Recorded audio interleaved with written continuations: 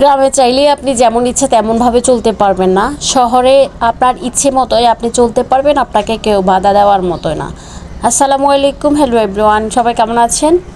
যে যেখান থেকে আজকে আমার ভিডিওটি দেখছেন, আশা করছি আপনারা সবাই ভালো আছেন।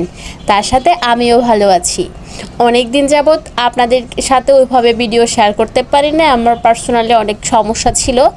সো আবার এখন থেকে শুরু করব। আশা করি আপনারা সবাই পাশে থাকবেন আর আগের মতোই ভালোবাসবেন। আয়াজ বাবা আপনাদের সবাইকে টাটা দিচ্ছি আর আপনাদের সবাইকে বলতে চাচ্ছি আপনারা সবাই কেমন আছেন। অবশ্যই আয়াজ বাবার উত্তরটা সবাই দিবেন। আমরা দুজন মিলে লিফটে উঠে গেলাম। আমরা এখন ছাদে যাব, কারণ হচ্ছে কিছু কাপড় চোপড় আছে, এগুলো আমাদের রোদে দিতে হবে। বাসা বাড়িতে তো আসলে অনেক কাপড় চোপড় বারান্দায় দেওয়ার মতোই ওই অবস্থাটা থাকে না। সো এই জন্য ছাদেই দিতে হয়।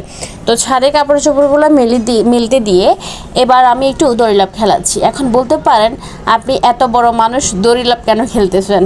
আসলে আমার মনে হচ্ছে যে বাসায় থাকতে থাকতে আমার অনেকটাই ওজন বেড়ে গেল, তাই আমি প্রতিদিন 1 ঘন্টা করে দড়িলাফ, তারপর অন্য যে ব্যায়ামগুলো আছে ওগুলো করে থাকি।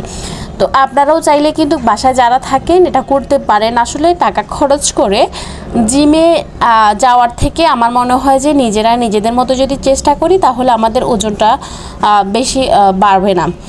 প্রতিদিন আমাদেরকে করতে হবে। এখন আমি 6 মাসে যদি একবার করি সেটা আমাদেরকে দেখা গেছে অনেক বেশি সমস্যা হবে। আর ব্যায়াম আমাদের স্বাস্থ্যের জন্য অনেক বেশি প্রয়োজন, তাই যে যতটুকু পারবেন অবশ্যই করবেন। আর এই যে দেখেন আমার অবস্থা, কতগুলা কাপড় চোপড় আমি দিতে দিতে অবস্থা আমার খারাপ। আমাদের খালা তো ধুয়ে দিয়ে যায় আর আমি সবগুলা ছাদে দিয়ে দিয়ে আমার অবস্থা খুব খারাপ হয়ে যায়। আবার এগুলা বিকালবেলা আসি নিয়ে যাই, আর বিকালবেলা যখন নিতে আসি তখনই আমি একটু ছাদে সময় কাটাই। কারণ হচ্ছে কি, গ্রামে আপনার খোলামেলা পরিবেশ, গ্রামে আপনি মুগ্ধ, আপনি যে প্রাকৃতিক উপভোগটা করতে পারেন, কিন্তু শহরে আপনি সেই প্রাকৃতিক উপভোগটা করতে পারেন না। এই যে শহরের আর গ্রামের এটাই হচ্ছে ব্যবধান। আর গ্রামে আপনি যেমন তেমন চাইলেই চলবেন, বিষয়টা কিন্তু সেটা পারবেন না। অনেক মানুষ অনেক রকম কথা বলবে।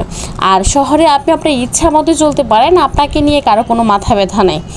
আপনাকে নিয়ে যে কেউ কোনো কথা বলবে, কেউ আপনাকে নিয়ে ভাববে, শহরের মানুষের আসলে সেই সময়টা নাই। শহরের মানুষ যথেষ্ট পরিমাণ নিজেদের কাজকর্ম নিয়ে ব্যস্ত থাকেন। কে কিভাবে আয় করবে, কে কিভাবে, কারণ হচ্ছে গ্রামে আপনি 2 দিন যদি বাজার থেকে কোনো কিছু না কেনেন সমস্যা হবে না, আপনি অন্তত খেতে পারবেন। আপনার সেই দেখা গেছে শাক সবজি, এই যে সবজি টবজি এগুলো প্রায় কিনতে হয় না, কিন্তু শহরে পানি থেকে শুরু করে সব কিছু কিনা। এই যে ময়লাগুলো ফেলবে, সেই ময়লাগুলো গ্রামে আপনার নিজেই ফেলে দিচ্ছেন, খালে ফেলে দিচ্ছেন, তারপরে আরও অন্য যেগুলো আছে ওগুলোকে ফেলে দিচ্ছেন। আর শহরে আপনার ময়লাগুলো ফেলার জন্য টাকা দিতে হয়। তাহলে দেখেন, যাই হোক, আপনাদের সাথে অনেক কথা বলছি, আমার কথায় কেউ কিছু মনে করবেন না। এদিকে আমি রান্নাবান্নার জন্য প্রিপারেশান নিচ্ছি আর ভাত বসাই দিব। চাউলগুলো ভালোভাবে পরিষ্কার করে নিচ্ছি। এখানে পানি যেন ছিটকে না পড়ে, এই জন্য আমি একটা ব্যাগ পানির ট্যাপের মধ্যে সুন্দর করে বেঁধে দিয়েছি, কারণ পানি ছিটকালে আমার কাছে অনেক বেশি বিরক্ত লাগে। যাই হোক, এবার চাউলগুলো সুন্দর করে পরিষ্কার করে আমি এবার ভাত বসিয়ে দিব। আর এদিকে সংসারের টুকিটাকি যে কাজগুলো ছিল, মগের মধ্যে পানি নেওয়া, অন্য যে কাজগুলো, সেগুলো আমি প্রায় করে ফেলছি। এখন মশারির ডাল ভিজাচ্ছি, মশারির ডাল রান্না করব। আর এদিকে ফ্রিজ খুলে ভাবতেছি কি আর নেওয়া যায়, কি রান্না করা যায়।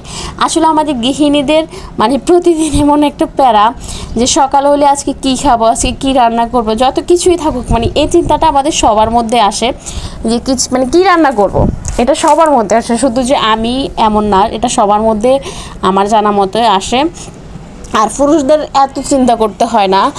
আমার মনে হয় যে পুরুষরা একটা চাকরি করে আসে, শেষ, বাসায় একটা রেস্ট নেওয়ার সময় পায়। কিন্তু মহিলা মানুষের সারাদিন তার একটা না একটা করতেই হয়। তার আমার মনে হয় যে সংসার চালানোর মতো কঠিন আর কোনো কিছু নাই। আপনাদের কি মনে হয় অবশ্যই বলবেন। এদিকে মাছগুলো বাজার থেকে ফ্রিজ করে আনছে, তবে ফ্রিজগুলো অনেক বড় বড় হয়েছে। বেশি ফ্রিজ আমার ভালো লাগে না, তাই আমি আবার ছোট করে ফ্রিজ করে নিলাম, কারণ যেহেতু ছোট বাচ্চারা আছে। এদিকে ডাউলগুলোও কিছুক্ষণ আমি ভিজিয়ে রাখবো, কারণ হচ্ছে যদি আমরা 10 মিনিট যদি সময় থাকে, 10 মিনিট পরে 20 মিনিট পরে ডাউলগুলো যদি ভিজিয়ে রাখি তাহলে সেখানে আর বেশি সময় লাগে না রান্না করতে, খুব তাড়াতাড়ি এগুলো মজে যায়। আর টমেটোর কথা আর কী বলবো বলেন, টমেটোর এখন যে অবস্থা, 50 টাকা দিয়ে কতগুলো টমেটো, তাই ভাবলাম টমেটো তো প্রতিদিনই সালাদ খাওয়া হয়, তাই অনেকগুলো নিয়ে যাই, সেটাই ভালো হবে।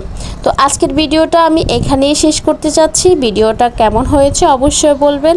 আপনাদের ভালোবাসা নিয়ে সব সময় থাকতে চাই।